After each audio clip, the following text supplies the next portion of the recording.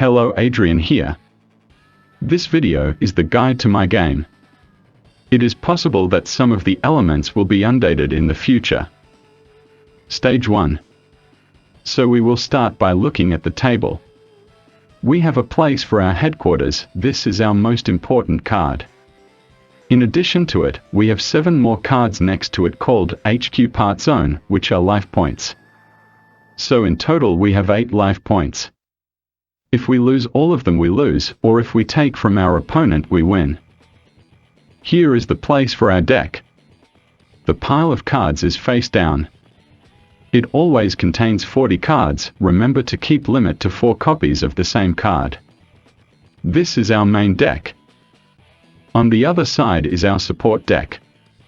The pile of cards is face up. It can contain up to 40 cards. I recommend keeping at least 20 economy cards in it. In this deck we also keep special units, heroes and ultimate abilities. I will tell what these cards are later. Place to which we will give most of our attention is the battle zone. This is where we place units, heroes, environment cards, and usability cards. With one exception. We place cards that are weapons next to our headquarters. We can only have one weapon at the same time. Any card that is used, or a unit is defeated, or we discard a card from our hand. This all ends in our graveyard. A less time-consuming area is the economy zone. This is where we have units that produce resources, restore destroyed units, or those that reduce the cost of troop summon. These cards can be attacked by opponent units. If we lose at least one card in the HQ Part Zone, then our economic units lose protection. Because opponent has attacked our base. The last thing on the table was a place called a wormhole. It's special place for cards that require specific calling. You can use only one action at the same time. For example, if you have 2 phantom cruisers in battle zone, only one of them can gain power from wormhole. Stage 2. Overview of playing cards. There are 3 classes of cards, which branch out into minor versions. We have the headquarters, our main card. This card contains information about what units we can summon from the support deck. And what special ability our headquarters have. Second class of cards are units, split into the regular units, which are in the main deck. Special, economic and heroes are in the support deck. Their summoning requires a condition. The third class of cards are abilities. Action cards are single use. Equipment cards are connected to our units. If a connected unit leaves the battle zone, that ability card goes to the graveyard. Environment cards are horizontal. We do not rotate them because they affect the area all the time. These types of cards require a payment every turn to keep them in battle. There are also the previously mentioned weapon cards, which are limited to 1 card. These cards also require a payment, with a difference that only if they've been used. This means that our cannon can wait without cost every turn. Now let's move on to what information a card contains. It is the name of the card, cost of a card, power of card, or its endurance if we are talking about economy units, text informing about card's action, type of card, and what class of cards it belongs to. In addition to color, each card has a faction icon. Some cards also contain an icon in upper left corner. If it have it, then it means that card belongs to support deck. If not, then it belongs to the main deck.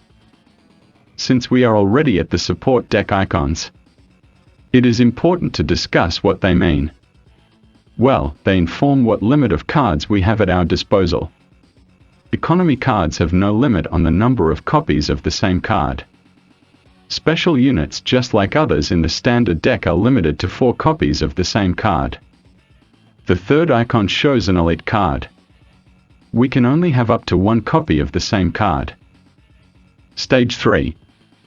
Turn taking. Skipping the first turn in which we take 1 card. It is in every turn that we can draw or call 2 cards. Or more if we have the option. Before I go further, I will discuss the difference of what a draw is and what a call is. Well, draw always refers to our main deck, in which we have randomly placed cards that we take one by one into our hand. While call refers to the support deck, we choose cards we need from it, as long as we have permission to do so. I say this because sometimes cards may include information, call infrastructure to hand, instead of draw. So call always refers to our second deck.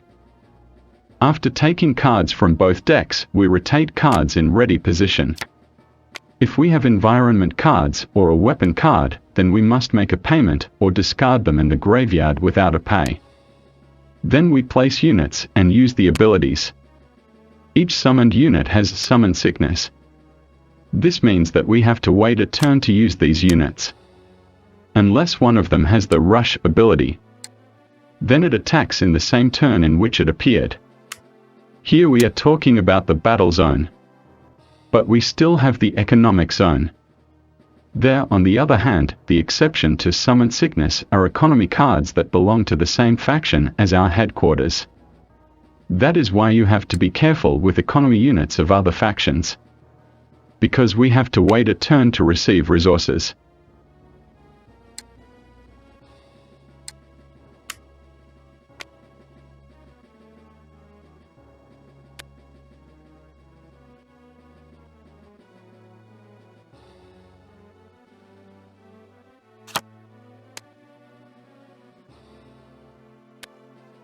As for using resources from more than one faction, it is important to remember that we must pay a minimum of half of resources of the same faction for card we want to use, as in the picture.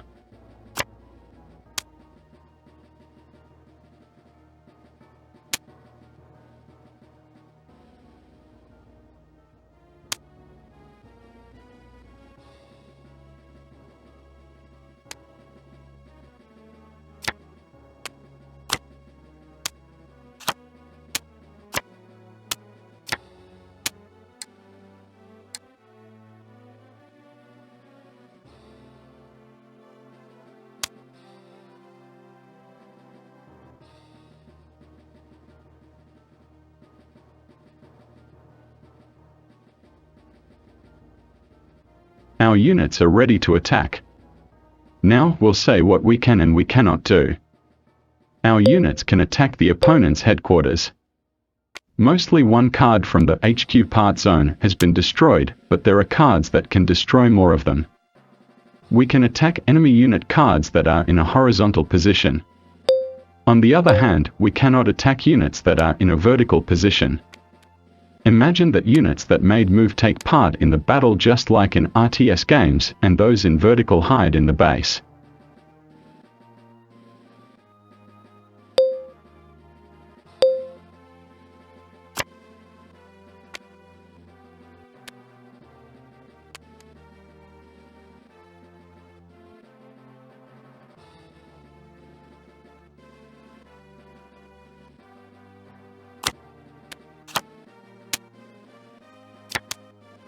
Stage 4. Fighting between units. I will start with the most simple thing. If both fighting units have same power, both are go to graveyard. If we want to attack opponent's stronger unit, we need to use several units. For example, the opponent has a unit with a power of 700 and we have 3 units where each has a power of 300. During this battle, only our third unit will survive, because the opponent's card no longer have enough power. It have 100 power after fighting second card. The end. We have done everything we wanted this turn. It's time for the opponent's move. So we have to wait. Under no circumstances. If we have guardian units, then we can block attacks of opponent's units. In addition, there are trap cards which we can use for free if we have taken them from the HQ part zone. I hope that this guide explained in a clear and simple way how to play Supremacy. If something needs to be expanded, then please leave a comment. I will explain any inaccuracies. In addition, I would like to invite everyone to subscribe to my channel and follow the progress of the game on Discord. Best regards.